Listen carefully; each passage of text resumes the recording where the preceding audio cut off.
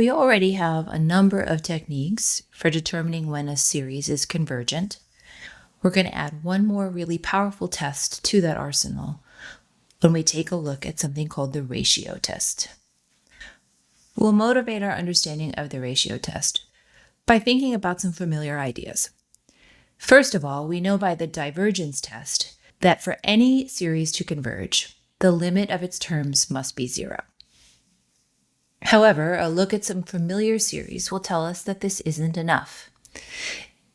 In particular, if we look at the sum from n equals 1 to infinity of 1 over n, the familiar harmonic series, and we compare that to the sum from n equals 1 to infinity of 1 over 2 to the n, a geometric series, we'll see that in both cases, the limit as n goes to infinity of each of the terms is 0.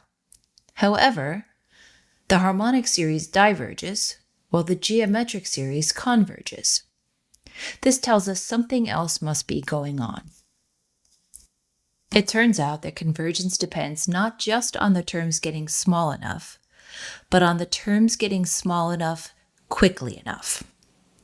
The ratio test gives us a way to measure whether or not the terms are getting smaller at a fast enough rate for the series to converge. One way to measure the rate at which the terms are going to 0 is to look at the ratio of one term and its previous term. If we see that that ratio gets small enough as n goes to infinity, then we can be assured that the series is going to converge. The question is then, how fast is fast enough? The ratio test gives us an answer.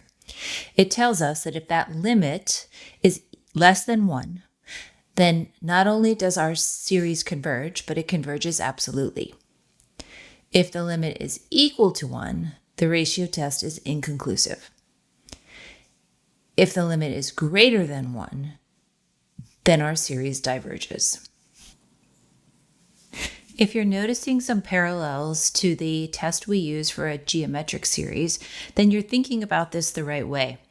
What the ratio test is doing is deciding if, for large enough values of n, any series begins to behave as if it's a geometric series. Let's see what the ratio test tells us about the harmonic series. Let's see what the ratio test tells us about the harmonic series. The ratio test tells us to look at the ratio of an plus 1 over an. And we're going to take the absolute value of that. In this case, that's going to be 1 over n plus 1 over 1 over n. We can simplify that to be 1 over n plus 1 times n over 1, which is equal to n over n plus 1. If we then take the limit as n goes to infinity of that ratio, we see that this is equal to 1. So, unfortunately, in this particular case, the ratio test is inconclusive. However, we can use the integral test to conclude that this series diverges. Let's look at another example where the ratio test might be a little bit more helpful to us. Here we have the sum from n equals 1 to infinity of 2 to the n over n factorial. There isn't an easy integral that we could compare this to use the integral test. Even the divergence test proves a little bit difficult because evaluating the limit of the terms of this sequence can be tricky. Let's see what the ratio test tells us. So again, we want to look at the absolute value of the n plus first term divided by the nth term. In this case, that's going to be 2 to the n plus 1 over n plus 1 factorial, all divided by 2 to the n over n factorial. We don't need to be too concerned about the absolute values here because all of the terms in our sequence are positive. We can do some simplification on this. This is 2 to the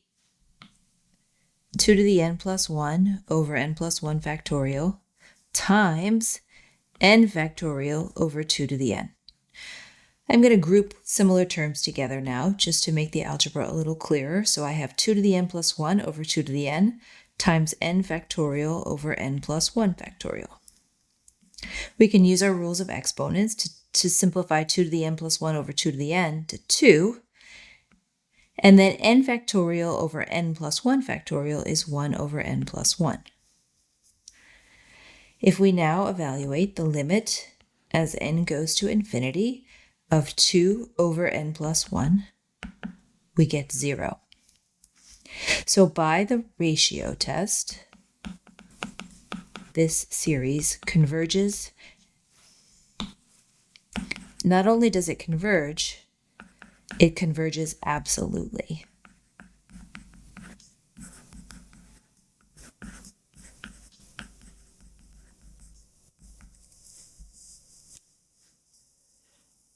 Wrapping up what we've seen so far, the ratio test is one additional way that we can determine whether or not a series converges. We're going to find it particularly useful when series involve things like nth powers and n factorial. What this test is doing is determining whether or not, when n gets sufficiently large, a given sequence begins to behave something like a geometric sequence. When we calculate the limit of the ratio of the n plus first term to the nth term, and that ratio is smaller than 1, then we can conclude that the series converges absolutely. If that limit turns out to be exactly 1, we have to keep working. If the limit is greater than 1, then we know that our series diverges.